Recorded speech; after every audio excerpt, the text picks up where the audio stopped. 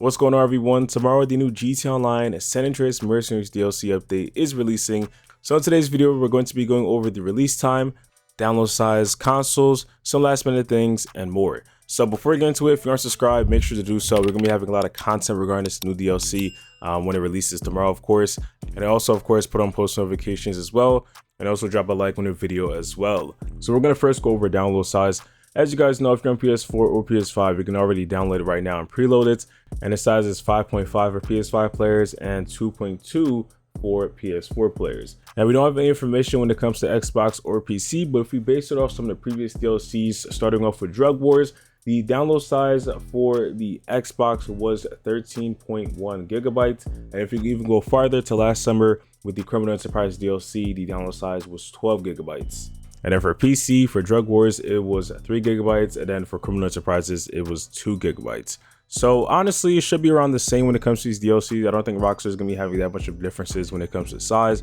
These three DLCs, in a way, do somehow correspond with each other. So just keep that in mind. Now, for which DLCs is coming out on, it is going to be releasing on all consoles. That includes old generation as well. So if you're on the PS4 or Xbox One or PC, you don't have to worry. However, though, with Rockstar, with these past few updates, they kind of have been failing on these old generation consoles where like it's almost unplayable at the point where like the graphics aren't even loading. There's setting issues. So I'm hoping that Rockstar does improve on that when it comes to this DLC, because obviously with the new technology, it does affect the old consoles. Now, for the release time of the DLC, it's going to be 5 a.m. Eastern Standard Time. And this is a mapping by Video Tech for you can see where it is in your location. However, I will also leave a time converter in the description if you guys want to check it out. So it's pretty much the same time it always releases for every DLC. Rockstar always does 5 a.m. Over here. Sometimes it does release a little bit later depending on which console you're on. PC usually gets it a little bit later, like around like 5:20. Usually when you're on PlayStation or Xbox, they release at around the same time. And of course, if you're on PlayStation 5 or 4, you're going to be one of the first ones to play the update, since, you know, we have this preload. So now all you gotta do is just install it and they're done. For Xbox and PC though, the download size isn't crazy. So depending on the internet, it should download pretty fast. So be able to get straight into it really quick. Now for the new content tomorrow, we know that it's going to be mainly focused on the Avenger as well as the Hangar. So I would say, like I said in previous videos, to make sure if you have the chance to definitely buy the Avenger or the Hangar, or even both, because it's going to be extremely helpful for this update.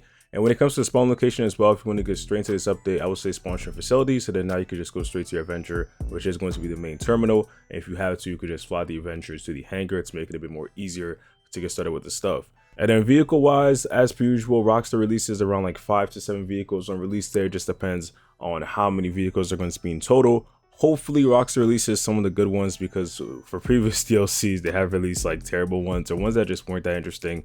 Drug Wars. But the main thing that obviously everybody wants to see on day one for sure is the F-160 Raju, the new jet. And then of course some of the Mindtech vehicles, the sports vehicles and stuff that we saw. So here's to hoping that they release on day one. However, all the vehicles will be leaked most likely by tomorrow as soon as the DLC releases, and we'll be seeing all the drift head cars and stuff like that. I'll be having a video when that gets revealed. But let's just hope that most of the cars that everybody wants is going to be releasing tomorrow, as well as the new tactical SMG, which it most likely will. Now, getting started with the update, I'm assuming it's going to be similar to other ones. You're just going to get a call from somebody. Most likely this is going to be Charlie, and it's just going to explain you, a little bit how they're getting started with these Lost Angels, and just how to get started with the missions and all that. And he's going to prompt you to go, most likely to the Hangar or someplace. You get started, and then now you can get, into the missions, do what you got to do. Hopefully the missions are exciting and fun, because there's a problem with GTA Online where most of the missions sometimes just go to this place, kill these people, come back, and it's a bit repetitive. Obviously we've been doing this for like almost 10 years. If Rockstar changes this up, has new interiors, makes it interesting, adds unique things, I think a lot of people are going to enjoy it and just make it better. And the big thing is the payouts. Hopefully the payout is good, because you guys already know Drug Wars last dose and first dose payouts were terrible. Honestly, that was probably one of the biggest complaints from people. I mean, I know Rockstar made a lot of double money and stuff, but it wasn't good enough. And the same thing for the UOP missions. Again, terrible payment. So I'm hoping for something at least close to 100,000 per mission would make a lot of sense. And then of course we also have some quality of life changes that are coming, which I will be covering in a separate video when they do release. And then lastly, I just wanted to touch on money making tips. So you guys do know that for this DLC, like I did mention in my other video, if you guys didn't watch it, definitely go ahead, pretty much showing how much money you're going to need and how to make some money as well. Basically, I would say you need around like $25 million in order to get started with this DLC, especially on day one. And then after that, you're probably gonna need, you know, a couple million more just to get Drifthead, and depending on what Rockstar adds. And honestly, I do hope that when it comes to this DLC, that Rockstar doesn't overprice a lot of stuff.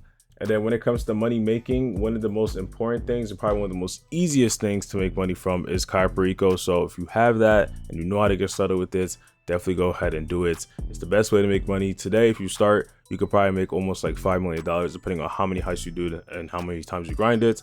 But if you kind of get bored of Kyle, there's other things to do, especially like, you know, if you want to do auto shop contracts or help somebody else with other heists. But you obviously are able to make a decent amount of money today. I would say definitely stay away from the bonuses this week. They're really not the best. Another way to make money though for this DLC, if you don't want to do Kyle, is definitely do the Diamond Casino Heist. It is a bit of an old one, but it is still a great way to make money. And if, again, you know how to do it, it's going to be really simple. Just get a friend, get it done with, and you guys can split it evenly as well. And you guys can both benefit and make money from this, which is good. And then another thing to do for sure is sell some businesses, whether that be bunker, nightclub, you know, auto, stuff like that, whatever you have. If you have something that you haven't sold yet, definitely go ahead. Even if it's not that much money, you might as well just get extra money out there. And then another way for sure is to sell some of the vehicles from previous updates that you just don't want anymore or don't like. If they're taking up garage space, then especially just another reason to get rid of it, since you want to make space for new vehicles.